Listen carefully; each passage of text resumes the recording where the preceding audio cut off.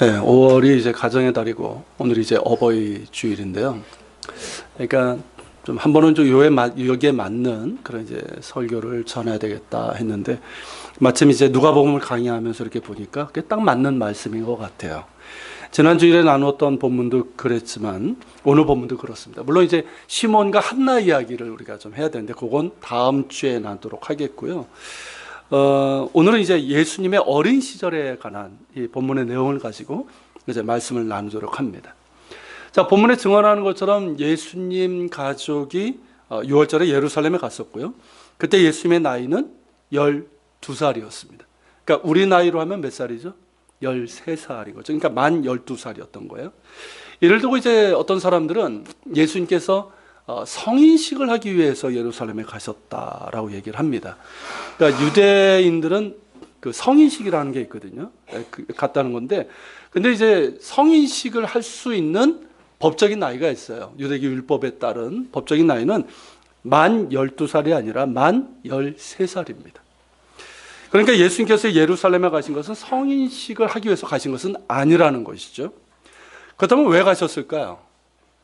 자, 그 전에 이제 성인식에 대해서 잠시 살펴보면 이 성인식을 바르 미츠바라고 합니다. 바르 미츠바. 바르는 뭐냐면 아들이란 뜻이고요. 미츠바는 계약, 언약이란 뜻이에요. 그러니까 바르 미츠바 무슨 뜻입니까? 계약의 아들, 언약의 아들 이 뜻이에요.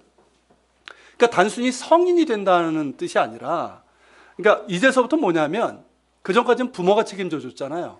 그렇죠? 아이가 뭐 이렇게 어릴 때는 부모가 다 책임지잖아요. 이젠 부모에게서 벗어나서 하나님과 직접 관계를 가지면서 하나님의 말씀에 대해서 책임감 있는 삶을 살아간다라는 뜻을 갖고 있는 게 바로 성인식인 거예요. 그러니까 이제부터는 부모를 의지하지 않고 독립된 신앙인으로서 직접 언약의 아들로서 살아가라는 그런 뜻이에요. 그래서 이제 남자애들도 하고 여자애들도 하는데요. 그래서 이제 성인식 때 여자애들은 이제 그렇지는 않는데 남자애들은 어떻게 하냐면 이 토라 두루마리 있잖아요. 모세 오경 그 두루마리를 직접 이렇게 펴서 읽을 수 있게 해줍니다. 이거 아무나 하는 거 아니에요. 토라 두루마리를 이렇게 펴서 읽게 하고 그리고 읽은 다음에는 토라 두루마리를 메고 이렇게 행진하도록 해줍니다. 바로 이 장면이에요. 이게 유대인 아이 만 13살 된 아이, 그러니까 중1 정도 된 아이들이 지금 성인식을 하고 있는 거예요. 토라 두루마리를 저렇게 읽고요. 그렇게 저렇게 읽습니다. 또 두루마리. 저런 식으로 읽는 거예요. 그리고 이제 이때 이 모든 일이 이제 랍비가 진행을 하고요.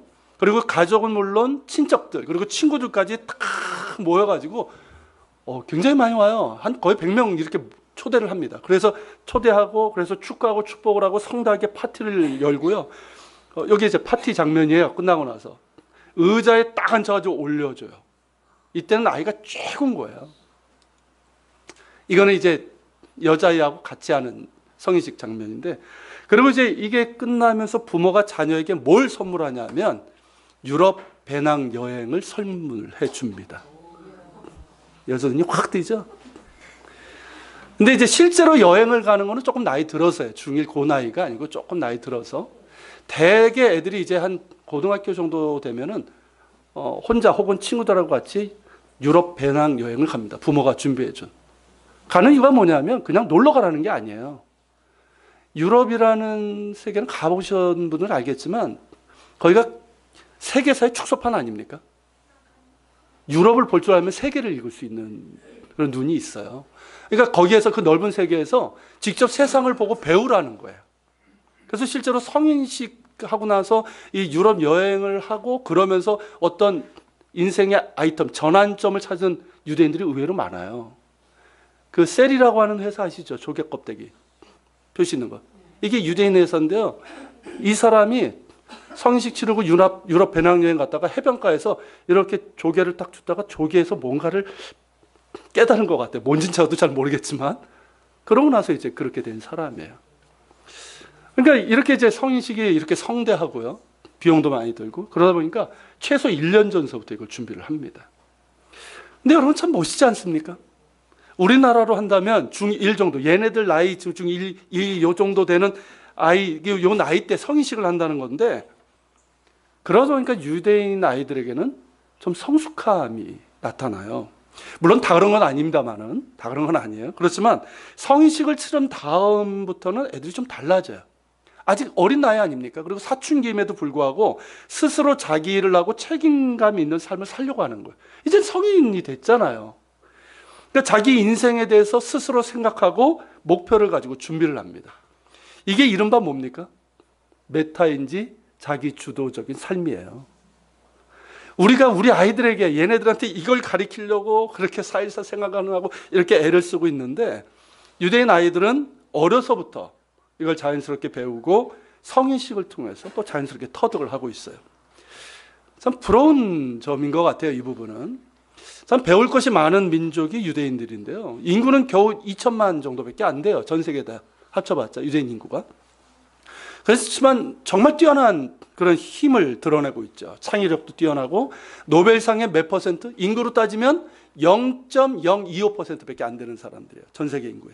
근데 노벨상의 25% 이상을 유대인들이 받고 있죠. 그리고 역사상 뛰어난 인물들을 보세요. 유대인들이 굉장히 많습니다. 지금도 그렇고요. 그런데 그 힘의 바탕이 뭘까요? 도대체 이 유대인들이 도대체 어떤 사람들이길래 이럴까요? 어떤 사람은 IQ가 높아서. 아니에요. IQ는 누가 더 높을까요? 유대인들보다? 한국 사람들이 제일 높아요. 우리나라가 2위, 1위가 북한이래요. 머리는 우리가 제일 좋아요.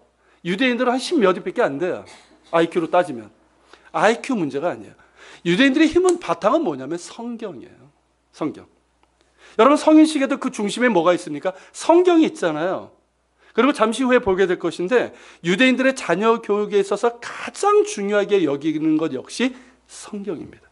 어려서부터 성경을 읽고 배우고 성경을 가지고 질문하고 답하고 토론하는 이런 습관에서부터 유대인들의 창의력과 뛰어난 능력이 생기는 거예요. 그걸 모르고 박근혜 정부 때 뭐 창조 경제를 배운다고 이스라엘에 수도 없이 왔다 갔다 했죠. 돈 낭비했어요. 그 원동력이 무엇인지도 모른 채 그저 결과만 얻으려고 했기 때문에 그건 뭐 알 수가 없는 거죠. 유대인들의 힘은 바로 성경에 있습니다. 자, 다시 본문으로 가세요. 그렇다면 왜 예수님께서 예루살렘에 가셨을까요? 분명히 성인식을 행하러 간 건 아니에요. 뭘까요? 두 가지로 볼 수 있죠. 첫째는 유월절이기 때문에. 41절에서 증언하고 있는 것처럼 예수님의 육신의 부모는 해마다 유월절이 되면 예루살렘에 갔다고 그랬죠. 그러니까 경건한 유대인이었다는 얘기예요. 경건하고 신실한. 이제 예수님께서 이제 동행할 만큼 컸기 때문에 데리고 간 것으로 볼 수가 있습니다.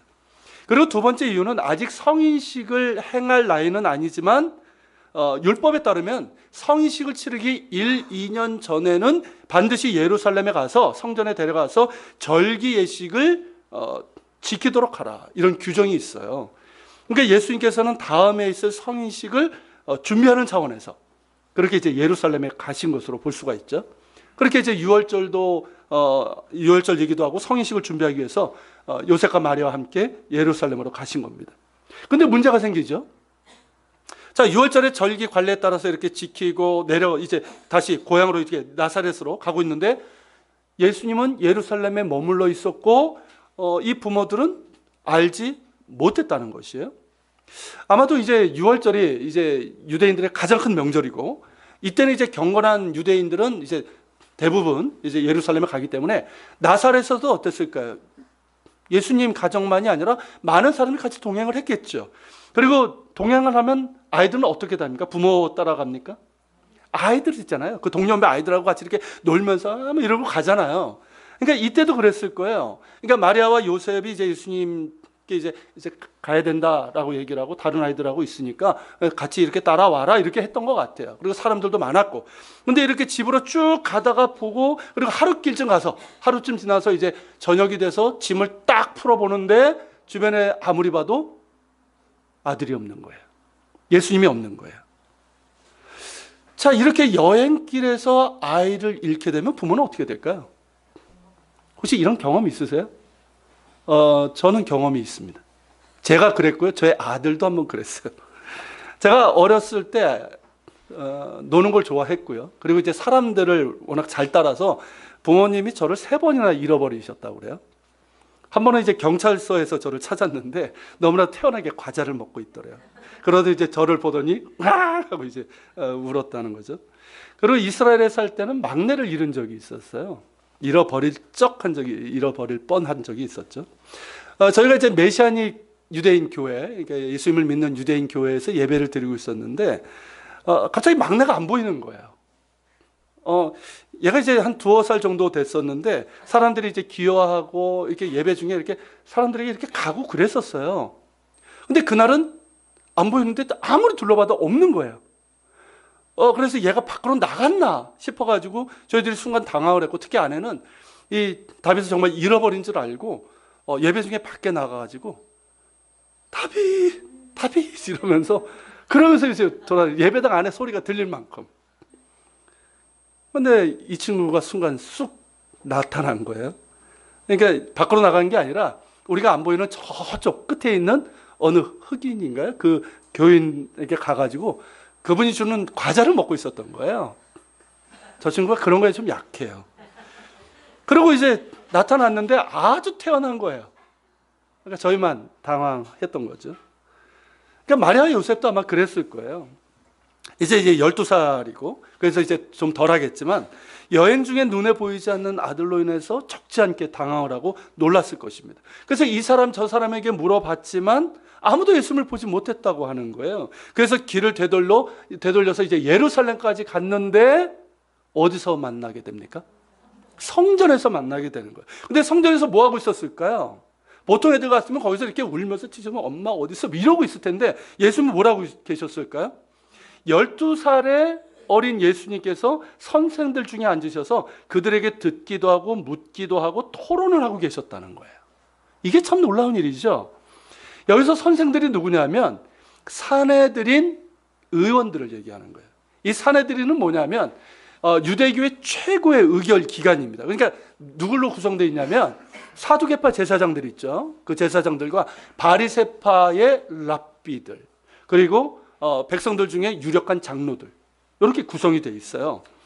근데 이제 사내들인 의원들은 이 유월절 같은 이제 명절이 되면은 성전 뜰에 이렇게 나와서 공식적으로 이렇게 가르치고 해설하는 것이 관례였습니다.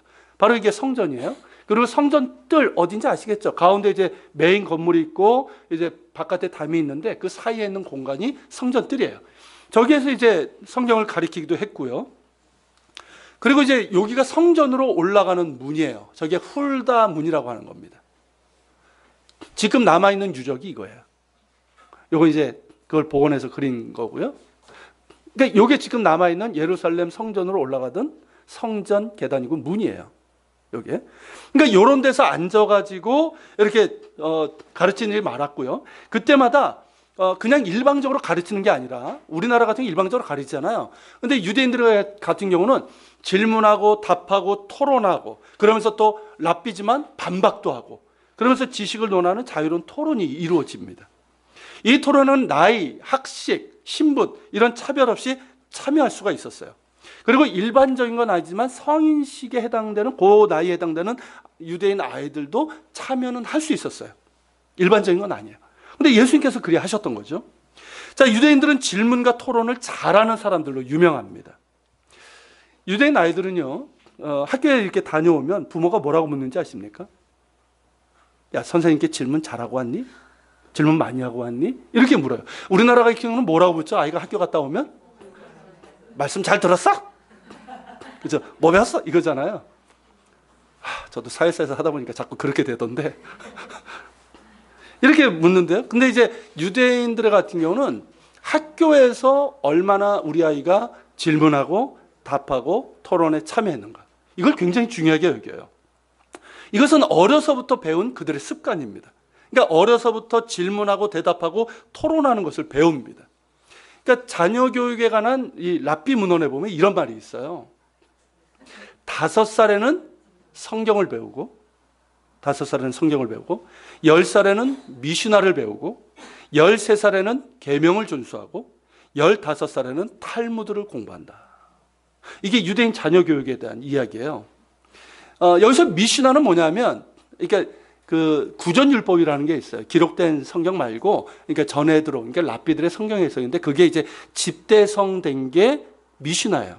그리고 탈무드는 이 미슈나에다가 이 아가다라고 하는 탈무드에 보면 이야기들, 재밌는 얘기들 많죠. 그런 이야기들하고 여러 가지를 합쳐가지고 만든 책이 탈무드예요. 그리고 13살에 계명을 지킨다. 이건 뭘까요? 아까 말씀드렸던 성인식을 얘기하는 거예요. 여러분, 탈무드가 쉬운 책일까요? 우리나라에서는 이야기만 이렇게 출판이 돼가지고 쉬운 줄 알아요. 절대 쉬운 책이 아니에요. 미슈나도 그렇고요. 이거는 학자들이 연구하고요. 평생 연구해야 되는 책이에요. 탈무드 전집이 한 이만큼 됩니다. 그만큼 어려운 책이에요. 그러니까 유대인들의 지혜가 담긴 책이고요. 그런 책이에요. 근데 이 책들을 유대인 아이들은 10살 때부터 배우기 시작한다는 거예요. 그런데 이러한 책들을 배우기 위해서 먼저 읽고 공부하는 책이 뭐냐면 바로 성경이라는 거예요. 성경. 성경을 몇 살 때부터? 5살 때부터 배운다는 거예요. 그러니까 우리나라로 하면 6살인데 탈무드에 보면 이런 말이 있어요. 6살이 되기 전에 정규 교육을 시키지 마라. 금하고 있어요. 이를테면 조기 교육을 시키지 말라는 거예요. 우리나라면 6살 될 때까지 조기 교육 시키지 말라는 거예요. 그것이 아이들에게 도움도 되지 않고 오히려 망치는 일이 된다는 거예요. 근데 여러분, 이것이 실제로 오늘날 교육학에서 검증된 이론인 거 아십니까? 막 조기 교육 시키잖아요. 우리나라 아직도 그러고 있잖아요. 이게 오히려 아이들을 퇴보시키고 있다는 거예요. 발달이 안 돼요, 더 이상. 공부 의지도 사라지게 되고. 어쨌든 유대인들은 아이들의 정규 교육을 만 5살부터 시작을 하고요. 그때 알파벳 철자를 가르쳐요. 우리로 하면 한글을 그때 가르치는 거예요. 그러고 나서 한글 읽히면 우리로 하면 알파벳을 익힌 다음에 처음 읽게 하는 책이 뭐냐면 성경이라는 거예요. 성경. 그러니까 그 나이에 이제 유치원에 가서 알파벳 이렇게 조금씩 배우거든요. 그러면서 이제 읽게 하는 게 성경이라는 것이죠. 처음 읽게 하는 게 성경일 뿐이지 실제로 유대인 아이들은요, 말을 하기 시작할 때부터 성경을 배웁니다. 말을 하기 시작할 때부터. 그러니까 신명기 6장 같은 그 쉐마라고 하는 그런 중요한 구절들이 있잖아요. 그리고 시편, 잠언 그리고 이제 기도문 이런 것들을 아주 어려서부터 부모를 통해서 듣고 배우게 돼요. 그러니까 만 5살이 되었을 때 성경을 읽는 것이 어떨까요? 어렵지 않은 거예요. 많이 들었던 이야기이기 때문에. 여러분, 우리 아이들이 왜 성경 읽는 것이 힘든지 아십니까? 왜 예배 드리는 게 이렇게 힘든지 아세요? 어른들도 마찬가지예요. 성경 이렇게 읽어야 된다고 생각하고 읽으려고 하는데 생각보다 쉽지 않으신 분들이 있어요. 왜일까요? 네. 그 전에 읽어본 적이 별로 없어요. 맞지 않습니까? 뭐 바쁜 것도 있지만 우리 아이들의 경우라고 한다면 어려서 읽은 적이 없어요. 부모에게서 성경을 들어본 적도 없고 스스로 성경을 읽은 적이 없어요. 그러니까 힘든 거예요. 하지만 어려서부터 성경을 이제 부모가 읽어주고 스스로 성경을 읽은 아이들은 다릅니다. 성경을 통해서 자연스럽게 하나님도 알게 되고 하나님을 경외하는 법도 배우게 되고 인생이 무엇이고 어떻게 사는 것이 바른 인생인지를 생각하게 되는 거예요. 성경이 주는 힘은 뭐냐면 생각하게 하는 거예요. 여기다가 질문과 토론이 더해지면 어떨까요? 우리 아이들은 유대인들처럼 정말 생각하는 힘도 커지고 창의력도 생기게 될 겁니다. 정말 생각 같아서는 이 교회학교 교육을 이렇게 좀 하고 싶은데 일단은 우리 아이들이 성경을 읽고 배워야 됩니다. 성경을 읽고 배워야 돼요. 그래야지 사람이 되는 거야. 사람이. 이럴 때 좀 아멘 좀 해봐라. 사랑한다 이 녀석들아. 자, 아무튼 예수님께서 이제 성전들 혹은 성전으로 올라가는 계단에서 율법 교사들과 함께 성경에 대해서 질문하고 답을 하고 토론을 할 수 있었던 것은 우리가 생각할 때는 그냥 뭐 예수님께서 하나님의 아들이시니까 이렇게 생각할 수 있지만 이 부분을 좀 빼고 생각할 필요가 있어요. 그거는 예수님의 지혜에 관한 부분이고 이거는 부모인 마리아와 요셉의 공이라고 할 수가 있습니다. 마리아와 요셉은 매년 6월절이 되면 예루살렘에 가는 매우 경건하고 신실한 유대인이었다는 얘기잖아요. 그렇다는 얘기는 어린 예수님께서 아주 어렸을 때부터 성경을 들려주었다는 얘기예요. 그리고 5살이 되었을 때는 성경을 직접 읽을 수 있도록 해준 것이고 10살 때는 미시나를 배우셨을 거예요. 믿음의 부모답게 부모로서의 역할을 했다라는 것이죠. 하지만 예수님의 지혜는 어땠을까요? 남다르죠. 남달라서 성경을 읽을 때도 그렇고 성경에 대한 해석이라고 할 수 있는 이 미시나 역시 아주 탁월하게 학습하고 이해하셨을 겁니다. 그 말씀을 주신 하나님의 본체이시기 때문에. 그죠? 그 지혜는 있으신 거예요. 물론 예수님은 완전한 인간이셨기 때문에 성경을 읽으셔야 됐고 배우셔야 했다는 거예요. 이걸 우리가 놓치면 안 돼요. 그렇지만 그 지혜는 매우 뛰어나셨다는 거죠. 그런 지혜로 기라성과 같은 율법 교사들과 토론을 하고, 그런 가운데 47절의 기록처럼 예수님의 질문과 대답을 듣는 자들이 어땠다? 그 지혜와 대답에 놀랍게 여겼더라. 어떻게 12살 아이가 이런 질문하고 이런 대답을 할 수 있는가 하면서 놀랐다는 거예요. 여러분, 부모가 자녀에게 해줄 수 있는 최고의 역할은 성경을 읽어주고 아이가 스스로 성경을 읽을 수 있도록 해주는 겁니다. 어려서부터 조기 교육이니 조기 영어니 어린아이의 한글 가리키는 이런 것들이 아니라 부모가 성경을 읽어주는 거예요. 그리고 스스로 아이가 성경을 읽을 수 있도록 해주는 거예요. 자, 디모데 후서 3장을 같이 읽겠습니다. 이게 예수님께서 토론하신 장면을 누가 이제 그린 모습이에요. 아마도 저러셨을 것 같아요. 자, 디모데후서 3장 같이 읽겠습니다. 또 어려서부터 성경을 알았나니 성경은 능히 너로 하여금 그리스도 예수 안에 있는 믿음으로 말미암아 구원에 이르는 지혜가 있게 하느니라.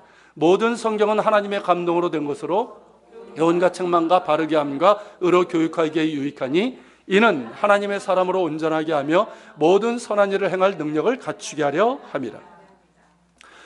여러분, 분명한 거 하나 말씀을 드리면 어려서부터 성경을 읽고 배운 아이들은 절대 잘못되지 않습니다. 이건 분명한 사실이에요.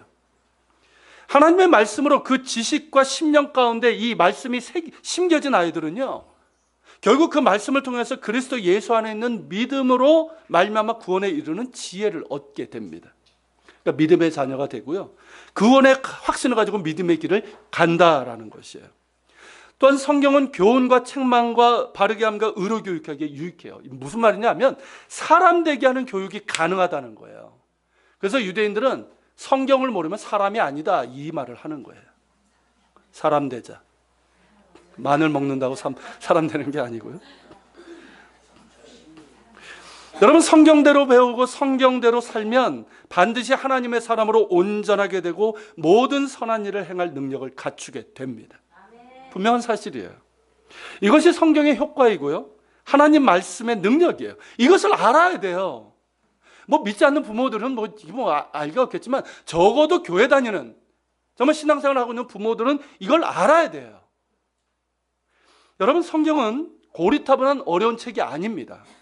먼 나라 이스라엘의 이야기가 아니에요. 사람을 살리는 책이고 사람을 사람답게 하는 책입니다. 하나님을 만나서 하나님의 사람으로 온전하게 하는 길이 담겨 있고요, 모든 선한 일, 즉 하나님께서 기뻐하신 일을 할 수 있는 능력이 바로 여기에서 나오는 거예요. 그렇기 때문에 부모가 해야 되는 제일 중요한 일은 성경을 읽어주고 또한 아이 스스로 성경을 읽도록 해줘야 됩니다.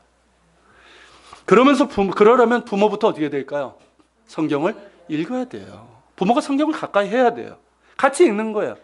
부모가 성경을 읽는 모습을 보여주면 아이들도 자연스럽게 따라가게 돼 있어요. 같이 읽으면서 유대인들이 그런 것처럼 좀 성경 가지고 질문도 하고 토론도 하는 거예요. 그리고 아이가 성경 일독하면 어떻게 해줘야 될까요? 유대인들은 성인식 때 파티 해주는데 우리는 아이가 성경 일독, 처음에 일독을 하면요, 파티 해줘야 돼요. 근사하게 파티 해주고 선물도 사주시기 바랍니다. 아멘. 할아버지 할머니들이 그거 아시면 사줘야 돼요. 그렇게 하셔야 돼요. 그러니까 어린 나이에 성경을 일독했으니까 얼마나 대견합니까? 여러분, 아이들에게 성경을 읽어주시고 읽게 하시길 바랍니다. 그리고 부모된 여러분들도 성경을 읽고 배우는데 열심을 낼 수 있기를 바랍니다. 복 받는 길이 바로 여기에 있어요. 그런데 우리는 본문에서요, 예수님과 그의 육신의 부모 간에 미묘한 갈등이 있는 것을 우리가 보게 돼요. 자, 48절 한번 보십시오. 자, 같이 읽겠습니다. 그의 부모가 보고 놀라며 그의 어머니는 이르되 아이야, 어찌하여 우리에게 이렇게 하였느냐? 보라, 내 아버지와 내가 근심하여 너를 찾았노라. 자, 이게 무슨 뜻입니까? 일종의 이게 꾸짖음이죠. 야단치는 거예요, 사실은. 아니, 왜 따라오지 않고 예루살렘에 머물러 있어야지 이렇게 우리를 근심하게 하고 걱정하게 했느냐는 일종의 꾸지람이라고 할 수 있어요. 근데 이에 대해서 예수님께서 뭐라고 대답하십니까? 같이 읽어볼까요? 예수께서 이르시되 어찌하여 나를 찾으셨나이까?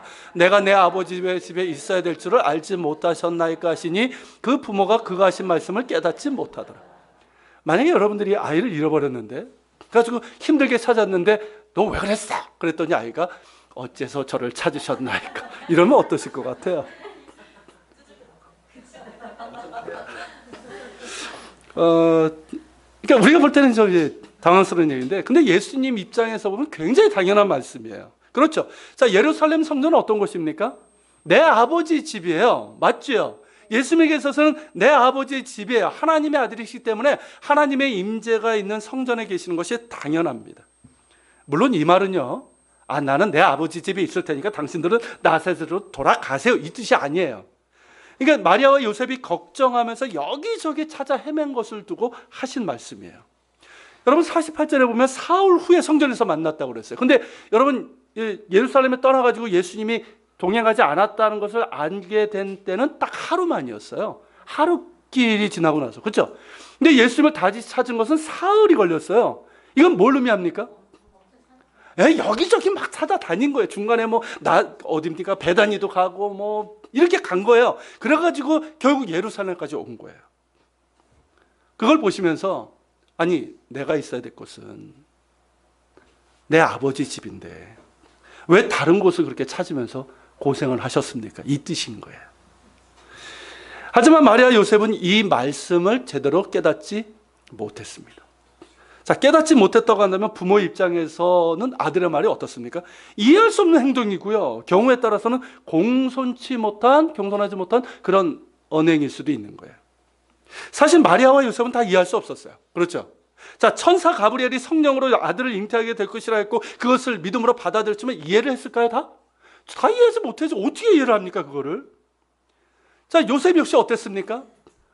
자기가 이제 약혼한 이 마리아가 아이를 가졌다는 걸 끊으려고 그랬어요, 조용히. 근데 천사 가브리엘을 통해서 그게 아니라 성령으로 잉태된 것이다 라는 얘기를 듣고 그냥 받아들이죠. 아내로 받아들인 거예요. 이해돼서 했을까요? 아니에요. 물론 자신이 낳은 아들이 특별한 아들이고 장차 이스라엘과 열방을 구원할 사람이 될 것이라는 것을 알았지만 정작 자신의 품 안에 안긴 것은 뭡니까? 연약한 아이잖아요. 당장 어미의 젖이 필요하고 어미의 돌봄이 필요한 거예요. 정성껏 돌봄을 키웠을 겁니다. 가난한 나사렛 동네에서 먹고 살아야 되니까 얼마나 열심히 일했겠어요. 그렇게 열심히 일하면서 수시로 어린 아들에게 성경도 들려주고 5살이 되었을 때는 성경을 읽게 했을 거예요. 그러면서 점점 아이가 하나님의 아들로 사람이 되었다는 이것보다는 여느 집처럼 자신의 아들, 이게 여느 집처럼 자신의 아들이라고 이렇게 생각하면서 그렇게 키웠을 것 같아요. 예수님 역시 완전한 사람으로 오셨기 때문에 다른 아이들과 똑같은 성장 과정을 겪으셨잖아요. 그러니까 한 12년 지났잖아요, 벌써. 그러니까 12년쯤 지난 이때쯤에는 마리아 요셉은 자신의 아들이 누구인지를 전혀 의식하지 않은 건 아니에요.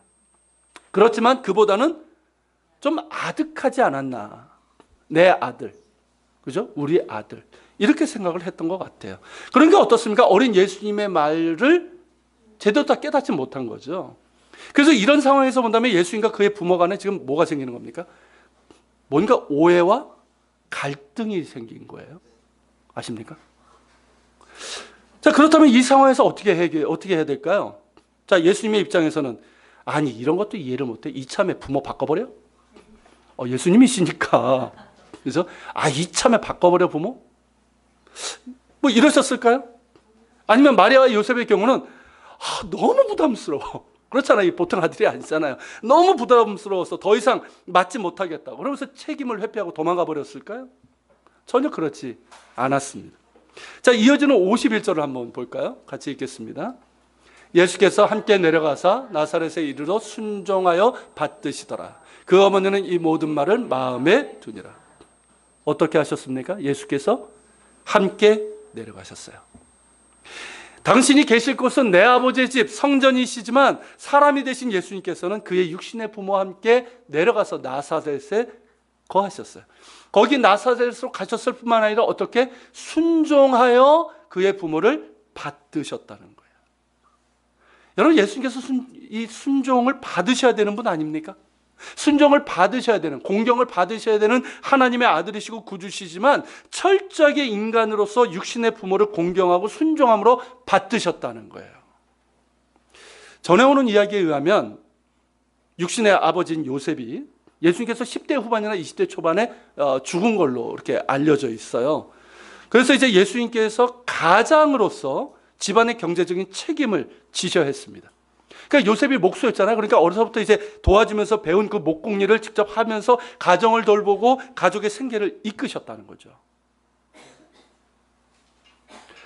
여러분, 우리가 예수님을 닮는다고 한다면 이런 모습도 닮아야 되는 겁니다. 곧 부모를 순종함으로 공경하고 가정을 돌보는 책임을 다하는 모습이에요. 그렇게 예수님께서는 아들로서의 효를 다하셨습니다. 자, 그렇다면 마리아는 어땠을까요? 자, 그 어머니는 이 모든 말을 마음에 두니라. 바로 이 말이에요. 이 말에서 답을 찾을 수 있어요. 자, 처음에는 예루살렘 성전에서 예수님의 말이 이해되지 않았지만 그 모든 말을 마음에 간직했다는 거예요. 자, 천사 가브리엘이 했던 말 다 이해되지 않았지만 마음에 간직했고요. 세례 요한의 어머니 엘리사벳을 만났을 때도 그가 했던 말 마음에 간직했고, 베들레헴 목자들이 한 말도 마음에 간직했고, 또 성전에서 만났던 시몬과 한나가 했던 말도 마음에 간직을 했어요. 여전히 모든 말들이 이해되는 건 아니에요. 그렇죠? 그리고 아들의 말과 행동이 다 이해되는 것도 아니에요. 그러나 분명한 것은 아들을 사랑한다는 것입니다. 성령으로 잉태된 아들이고 장차 하나님의 아들이심이 분명히 드러나게 될 것이고, 그때는 마리아도 나의 주님이라고 그렇게 주님을 섬기게 될 것이지만 지금은 어떻습니까? 나의 아들이고 나의 사랑하는 아들인 거예요. 이런 마리아의 심정은 우리가 알기가 참 어려울 것 같습니다. 그래서 전에도 한번 제가 소개한 것처럼 마리아에게 있어서 예수님은 나의 아들이요 나의 주님이시여. 이게 이제 노벨 문학상을 받은 칼릴 지브란, 레바논 작가 칼릴 지브란이 했던 말인데 딱 적절한 표현인 것 같아요. 자, 나의 아들도 다 이해되지 않는데 나의 주님이기도 한 분이 다 이해가 될까요? 이해가 되지 않죠. 그렇지만 사랑하기 때문에 그 모든 말들은 마음에 둘 수 있었다는 거예요. 즉, 다 이해되어서 사랑하는 것이 아니라는 겁니다. 여러분, 그렇지 않습니까? 자, 우리에게로 돌아가서, 자, 우리가 가족을 사랑함에 있어서 다 이해돼서 사랑할까요? 이해돼서 사랑하십니까? 만일 다 이해돼서 사랑한다면 우리는 절대 사랑할 수 없습니다. 실제로 부부간에 제일 많이 하는 말이 뭡니까? 도대체 왜 저러는지 이해할 수 없어. 맞지 않나요? 여러분, 아내는 아내대로 남편은 남편대로 이 말을 합니다. 도대체 왜 저런지 이해가 안 되는 거예요. 부모 자식 간에도 마찬가지죠. 우리 엄마는, 우리 아빠는 도대체 왜 저러는지 알 수가 없어. 애들이 하는 말이에요. 그지? 현서야, 그지?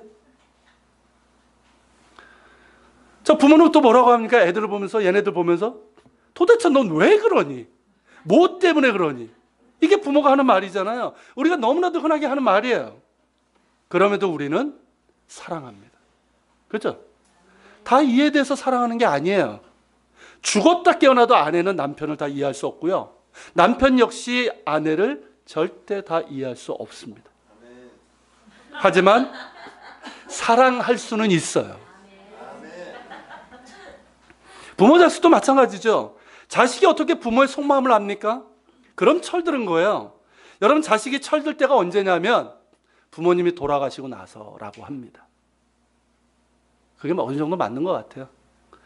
그러니까 부모가 살아있는 동안 자식이 부모를 이해할 것이라는 기대는 하지 않는 게 좋습니다. 마음을 비우세요. 여러분, 자식 입장에서도 그렇지 않습니까? 부모님 말이 늘 잔소리 같고, 지금의 어도시대인데 그런 고리타분한 얘기를 하는 것 같고, 나중에 부모가 되면 좀 알까? 자식 입장에서는 부모님이 자신을 너무나 모르고 이해해주지 않는다고 생각을 한단 말이죠. 이렇듯 우리는 서로를 이해하지 못합니다. 그러나 사랑할 수는 있습니다. 사랑하면 마음에 상대방을 담아둘 수가 있어요. 즉, 상대방을 이해하려는 마음이 생긴다는 거예요. 물론 그래도 다 이해하지 못해요. 그러나 사랑하기 때문에 상대방을 내 마음에 담을 수 있어요. 품을 수 있는 거예요. 사실 부모의 사랑이라는 게 이런 것 아닙니까? 여러분, 내 아들, 딸을 이해한 것이 먼저가 아니라 사랑한 게 먼저잖아요. 그렇죠? 내 아들, 딸이기 때문에 사랑한 거예요. 그래서 이 자식이 나이가 들면서 하는 말이나 행동이 내 마음 같지 않고 이해가 되지 않을 때가 많지만, 그럼에도 자식을 마음에 품는 것 아니겠습니까? 여러분, 하나님의 사랑도 마찬가지죠. 하나님께서 우리가 마음에 들어서 사랑하셨을까요? 솔직히 얘기해 보세요. 내가 마음에 들어서 하나님께서 사랑하셨을까요? 절대 아니죠. 하나님께서 먼저 우리를 사랑하신 거예요. 그냥 사랑하신 거예요. 그렇게 하나님도 모르고 하나님을 대적하고 죄 만지고 불순종했던 우리인데, 그런 우리를 먼저 사랑하신 거예요. 그러기에 그 아들을 우리에게 내어주신 것입니다. 그리고 예수님께서도 하나님의 본체시고 주님이심에도 불구하고 육신의 부모님을 사랑했고 순종함으로 공경을 했어요. 먼저 사랑하신 겁니다. 사랑하는 여러분, 먼저 사랑합시다. 특히 자녀된 분들, 우리 사회사 친구들 잘 들어. 예수님께서 본을 보여주신 것처럼 부모님을 사랑하십시오.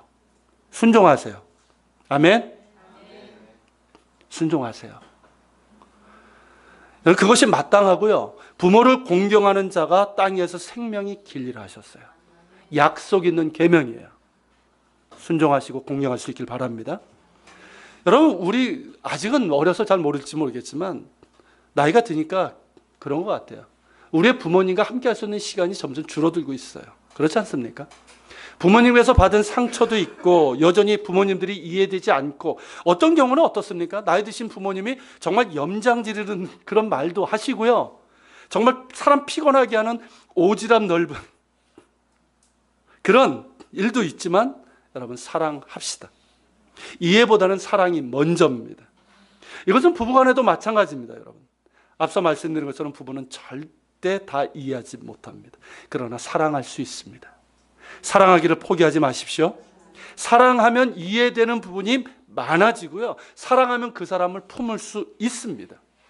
여러분, 교우관계도 마찬가지잖아요. 우리가 서로에 대해서 다 이해를 하면 사랑할 수 있을까요?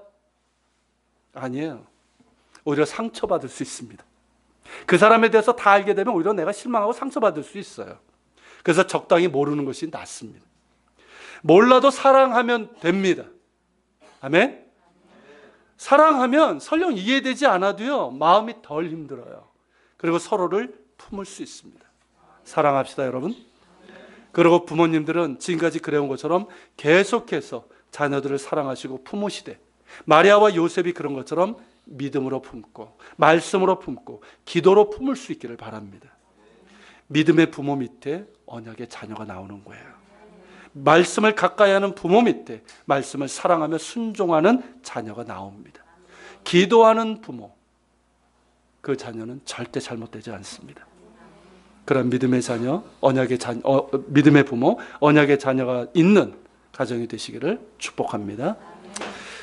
자, 우리 한번 자리에서 일어나겠습니다. 일어나서 우리 서로 한번 축복했으면 좋겠어요. 우리 자녀인 우리 아이 사람들도 있고요.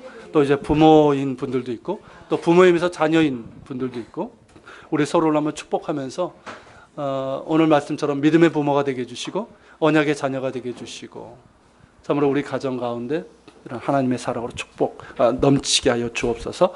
우리 축복하는 시간을 가졌으면 좋겠습니다. 같이 찬양하겠습니다.